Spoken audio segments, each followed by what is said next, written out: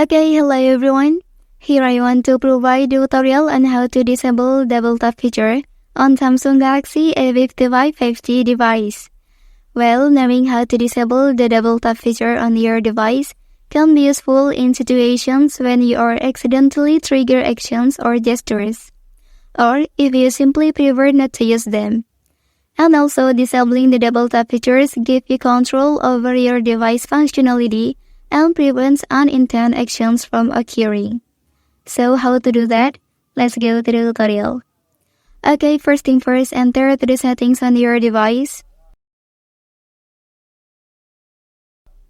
Well, next you can scroll this page and select Advanced Features option. Okay, and here simply tap on Motion and Gestures menu.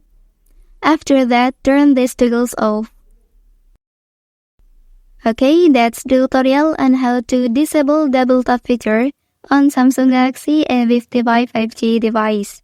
If you are helped by this video, don't forget to like and subscribe to get other information from this channel. Thank you.